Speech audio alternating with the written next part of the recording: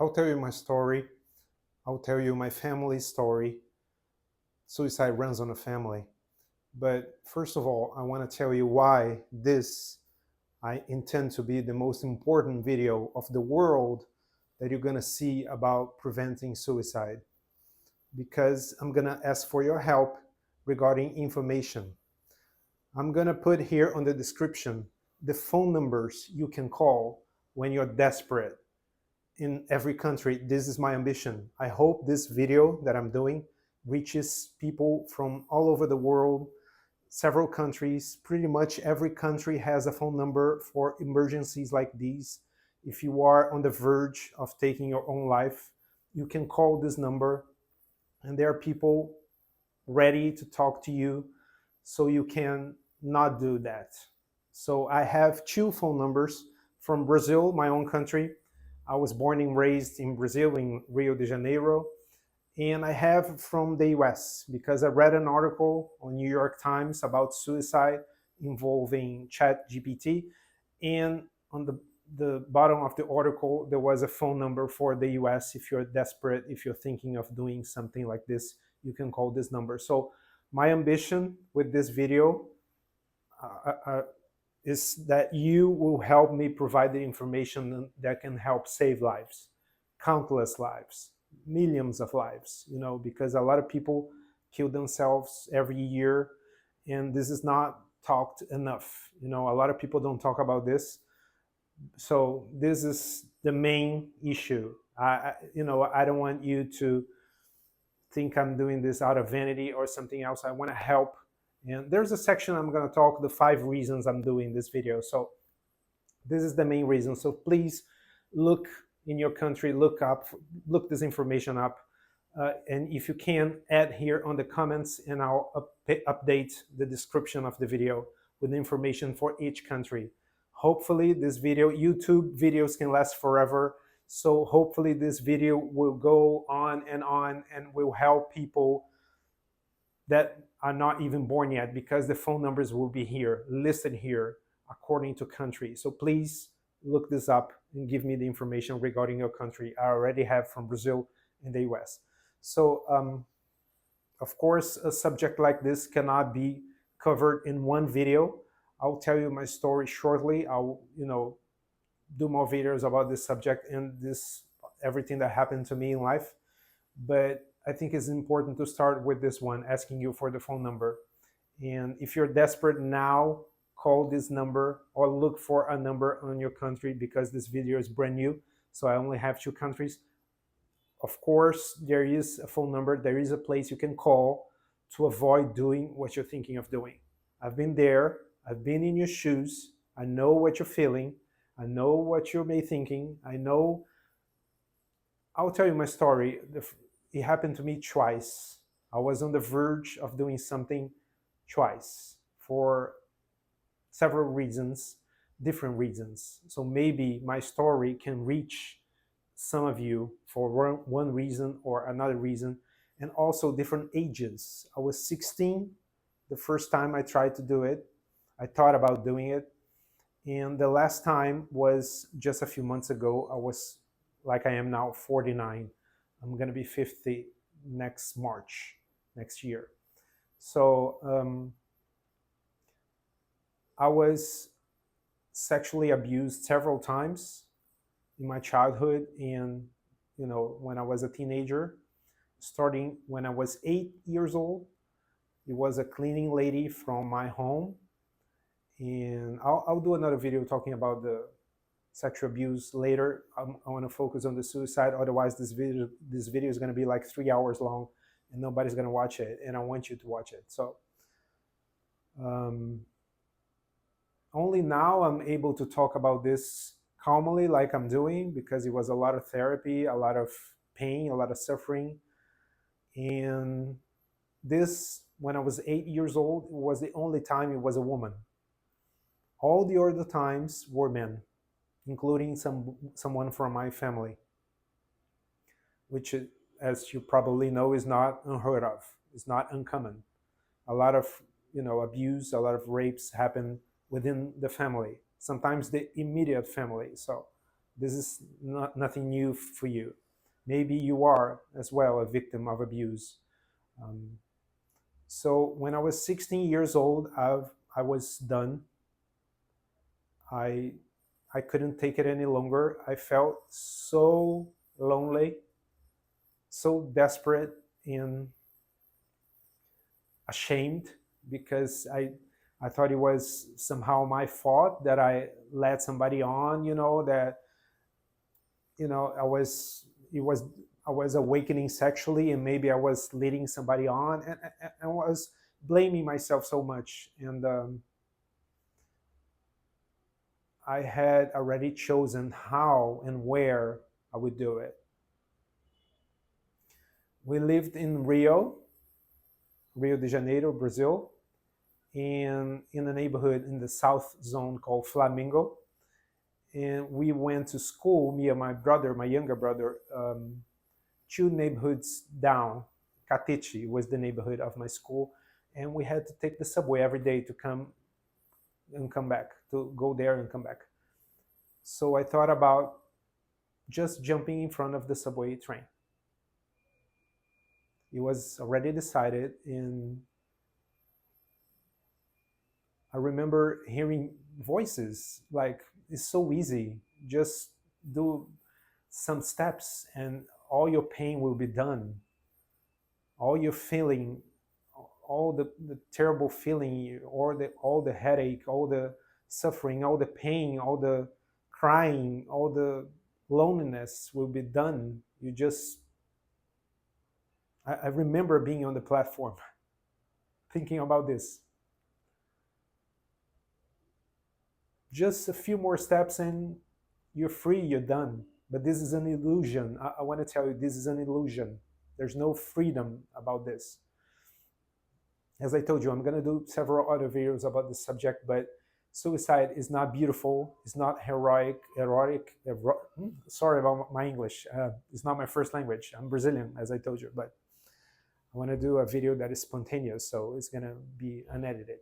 Uh, heroic from hero, heroic.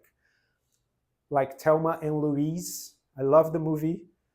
Susan Sarandon, Gina Davis, Brad Pitt, but there's the ending of the movie is like celebrating suicide as something beautiful or something. He won the Oscar, right, for best screenplay that year, 1991, if I'm not mistaken. Best screenplay, Diablo Cody. I don't remember. Well, we can look it up later, but suicide is not beautiful. Suicide's not something to be celebrated, to be remembered, to be, applauded. It's an illusion. Um, I'm gonna recommend a book at the end of this video that I want you to read. Please, I want you to read, because if you're thinking about doing something like that, it helped me a lot. All this idea of what happens to somebody's soul when you commit suicide. But going back to my story, I didn't do it of course, when I was 16, but I mustered the courage to ask for help, and luckily I had somebody to help me, which was my mom, and she took me to therapy, and I cried so much. I remember the pain was not going away. I felt exposed because now she knew my secret, and of course probably she told my grandma, and she told my father. My father was alive at the time. you know I felt so exposed and ashamed, and but it was the right thing to do, to talk to somebody, and I managed to avoid this feeling until recently, as I told you, for other reasons.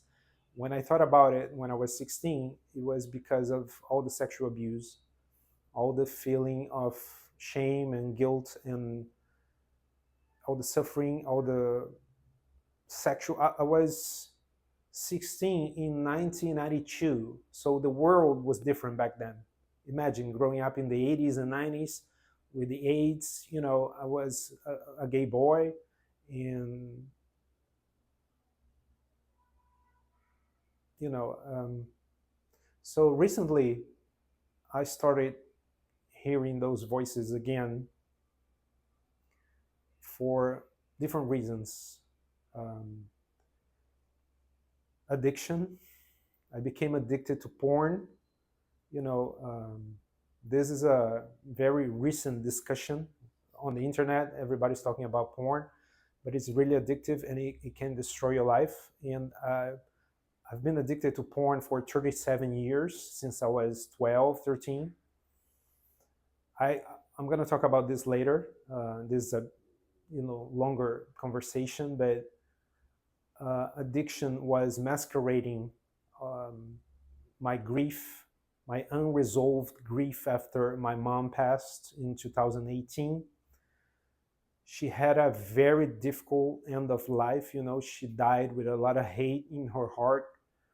It was really difficult for me because I was the one being the caregiver, taking care of her by myself for 2 years.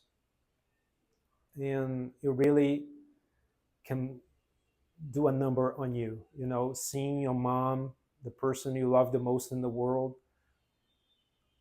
turning into, because she had dementia, the beginning of dementia. She was, she wanted to kill herself as well. As I told you, I'm going to tell you the story of my family as well in a very short way.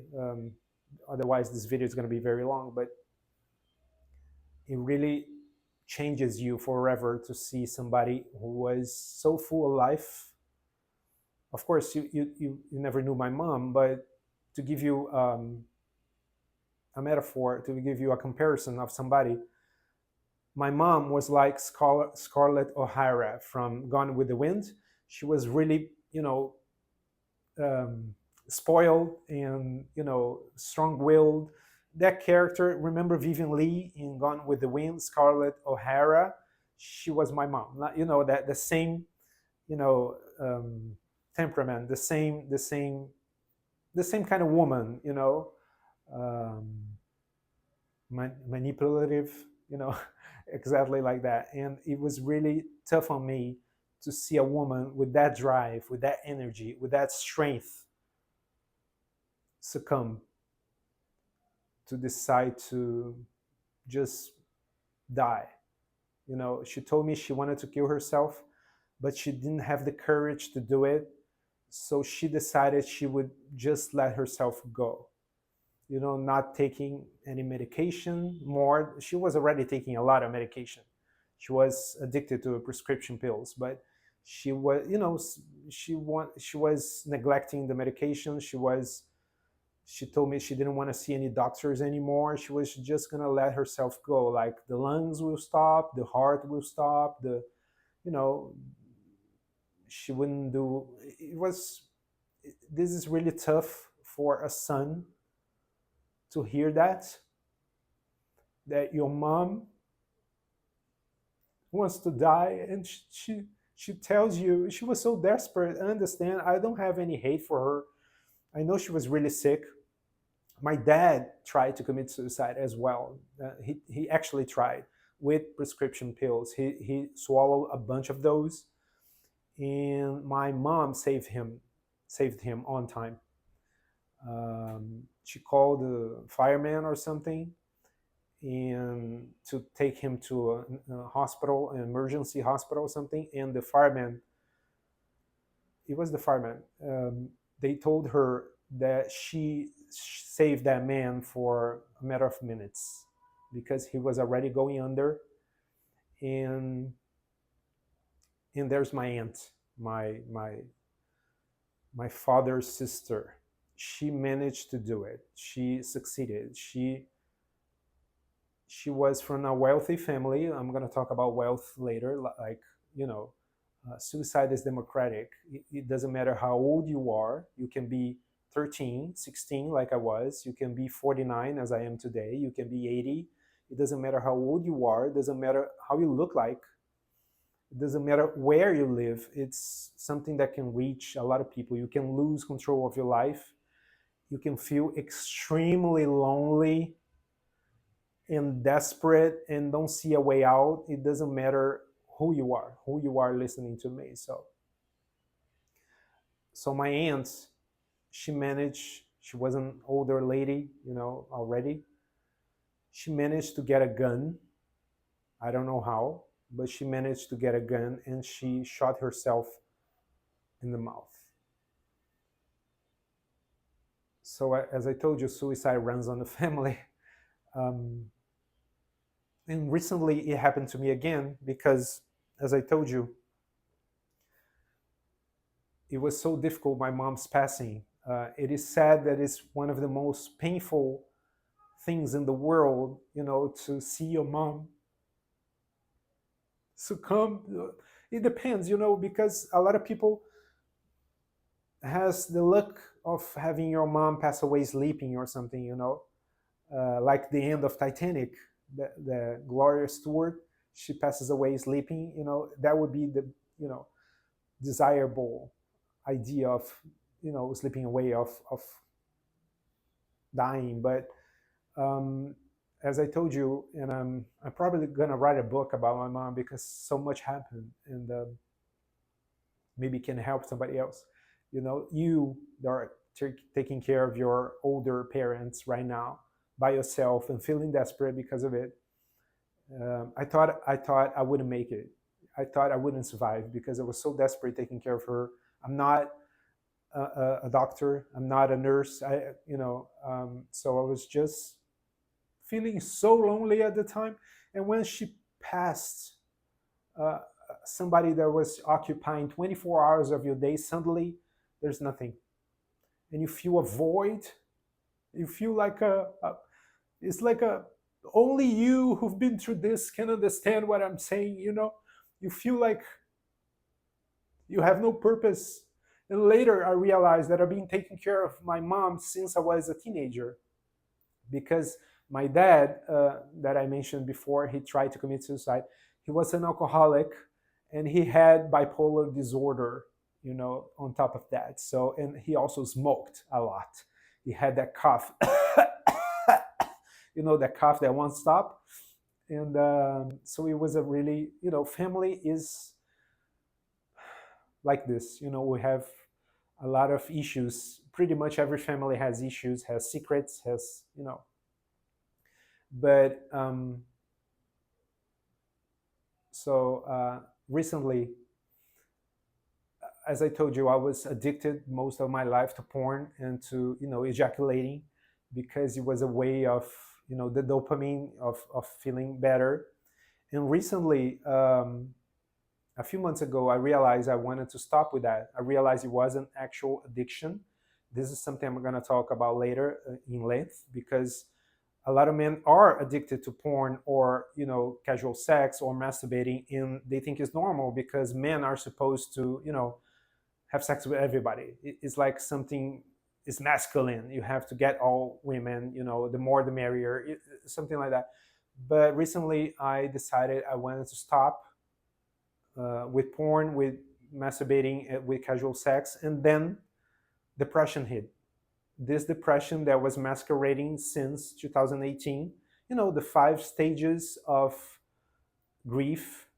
There are 5 stages. The fourth, the next to the last one, is depression, and it hit me hard a few months ago, like 6 months ago. It hit me hard because I removed the addiction that was masquerading the symptoms. I was functional because the addiction was, but I was really sad and I couldn't understand why, and unresolved issues. And once I removed the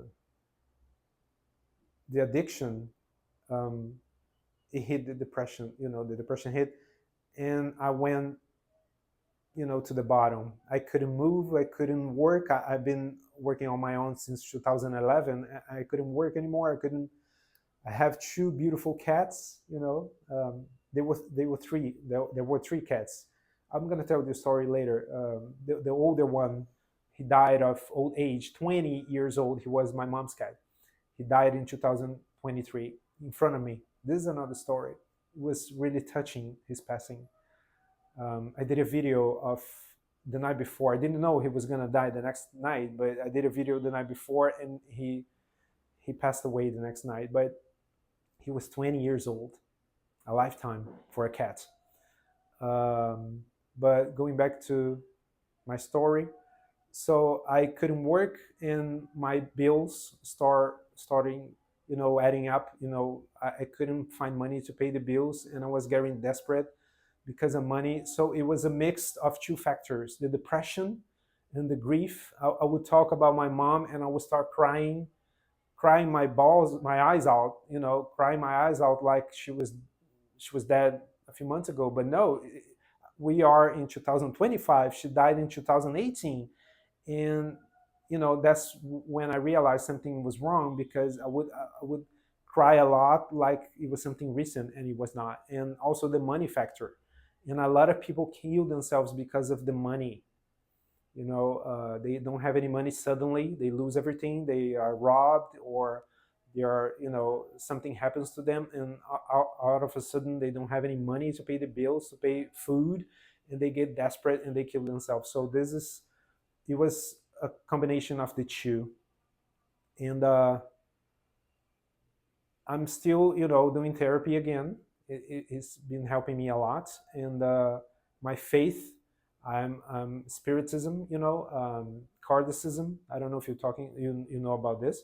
I'll talk about this later as well. You need to have some kind of connection to the universe. You don't need to call it God, or, just to feel you're connected to a greater whole, a greater picture. You're not alone in this. You're not alone in the universe. You're not alone in this earth. You're not alone here. I'm going to talk about this recovery process later, but I want to do this initial video, which is already 33 minutes, 23 minutes. But why I'm doing this video? 5 reasons, basically. First, I want your help on, giving me the phone numbers in your country, that, the hotline, the phone number for suicides that people can call. In Brazil, it's 24 hours a day. So you can call at 3 in the morning. Somebody's going to pick up the line, and somebody's going to help you avoid doing that. So this is the first reason I'm doing this video, because I want to help you. I want to help you getting this information. A lot of people don't know it's available, a phone number like this, even in Brazil. A lot of people don't know. I imagine in the US, I imagine in your country, a lot of people don't know. So this is the main, reason for this video.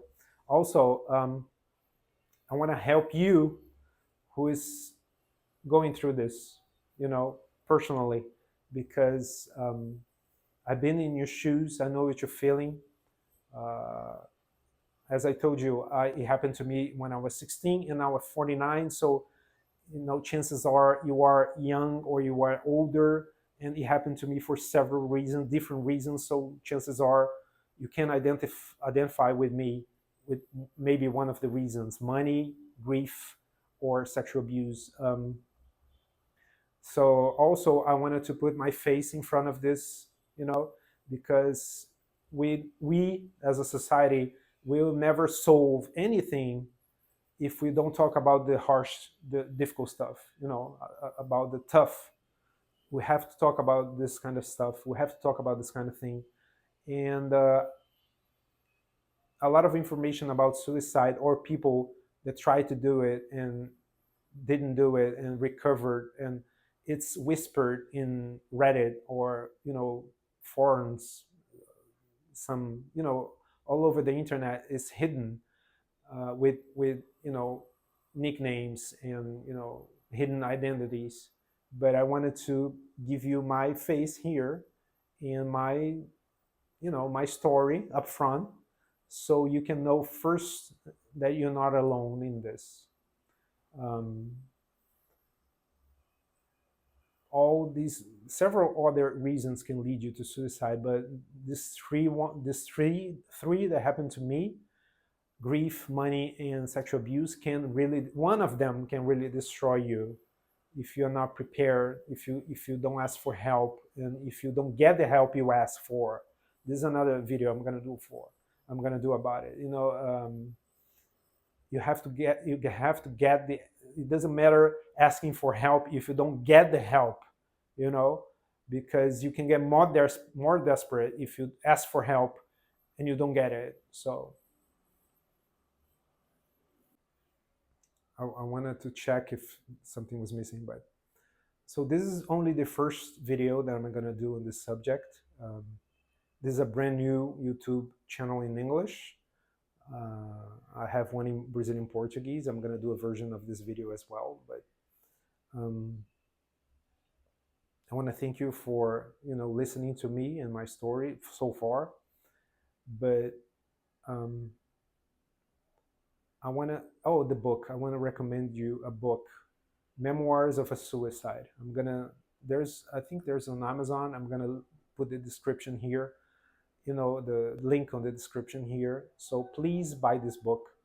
Please read it. It's gonna be difficult at first because the first chapter or the first pages are really, strong. You're gonna be tempted to not continue. So continue. Please continue. Read this book. It can change your whole perspective about suicide. You can change your whole perspective about what you're going to do to yourself and to your soul. And I want to hear your thoughts about the book and about this video and about everything I'm exposing myself telling you. So please feel free to share any comments. I'm going to create I have already an Instagram account, but it's in Brazilian Portuguese. I'm going to create one in English. So if people want to send me private messages, because in YouTube it's not possible, everything you write is public on the comment section. So I'm going to create a English Instagram account in English. I already have the name. So you can reach me if you want privately. And maybe tell me your story, because I can help share your story with the world, so your story can help somebody else, like I'm doing, starting now on this video to tell you my story. So I'll continue this. This is going to be a series of videos, and I'm going to talk about a lot of subjects regarding suicide and abuse, and all of this. So once again, call the number. If you are in Brazil or if you are in the US, I already have the numbers here on the description of this video. If you don't have it yet, because the video is brand new, and look for it. I'm sure in your country there's a hotline or there's a service, probably 24 hours a day, that can help you avoid doing what you're thinking of doing. And if I can give you a personal message, hold it. Hold it. Try to, if you're thinking about doing it today, tomorrow, just hold it. Let's talk up some more about this. Let's talk some more about this. Hopefully I can make you change your mind. I can make you see there's hope. I can make you see there's life worth living.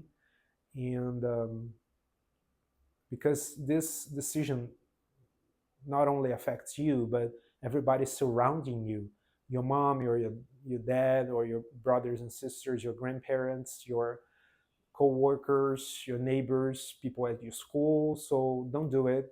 Let's hold it off, cancel it for a few days at least. Let's talk about this, and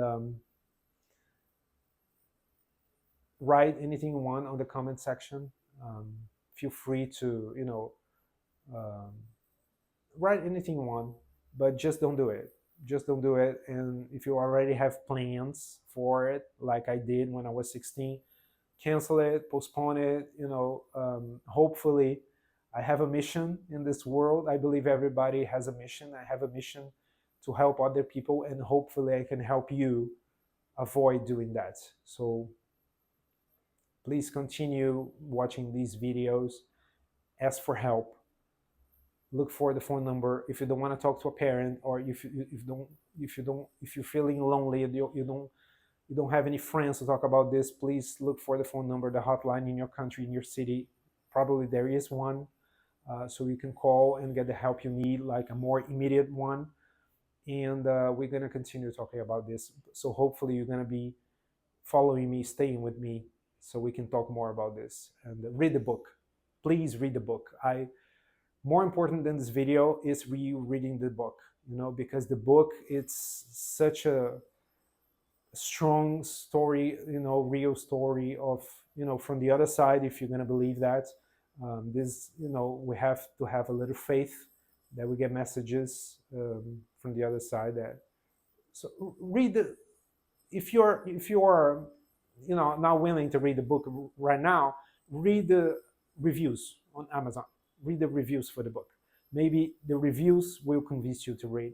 If I'm not being able to convince you, maybe the reviews and me together combined, we can convince you to read the book. So thank you again for listening to me until now, and hopefully my story, my mom's story, my dad's story, my aunt's story. My aunt, I don't know much of her story because she lives in another city, but maybe our story combined can help you change yours. This is my main ambition, to help you avoid doing what you're thinking of doing. So thank you.